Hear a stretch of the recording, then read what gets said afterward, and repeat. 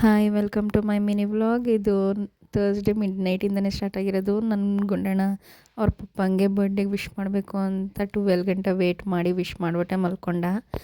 ನನ್ನ ಹಸ್ಬೆಂಡ್ ಸ್ವಲ್ಪ ಅಷ್ಟು ಏನು ಸೆಲೆಬ್ರೇಷನ್ಸ್ ಅವೆಲ್ಲ ಇಷ್ಟಪಡಲ್ಲ, ಅದಕ್ಕೇ ಸಿಂಪಲಾಗಿ ಕೇಕ್ ಕಟ್ಟಿಂಗ್ ಮಾಡಿಸ್ಬಿಟ್ಟು ಫ್ಯಾಮಿಲಿ ಜೊತೆ ಡಿನ್ನರ್ಗೆ ಹೋಗೋಣ ಅಂತ ಅಂದ್ಬಿಟ್ಟು ಪೆಬಲ್ ಗಾರ್ಡನಿಗೆ ಕರ್ಕೊಂಡು ಹೋಗಿದ್ವಿ. Ambience was good, but food taste wise ಏನಂತ ಹೇಳ್ಕೊಳ್ಳೋ ಥರ ಇರಲಿಲ್ಲ.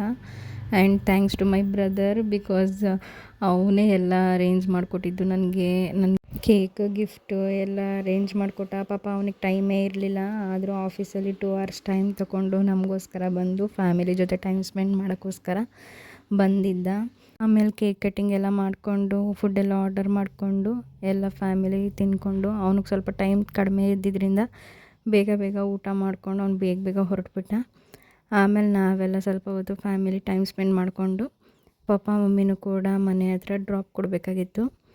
ಆಮೇಲೆ ಅವ್ರನ್ನೂ ಮನೆ ಹತ್ರ ಡ್ರಾಪ್ ಕೊಟ್ಬಿಟ್ಟು ಅವ್ರಿಗೊಂದು ಬಾಯ್ ಹೇಳ್ಬಿಟ್ಟು ನಾವು ಶ್ರೀರಾಮ್ಪುರ ಕಡೆ ಹೊರಟ್ವಿ.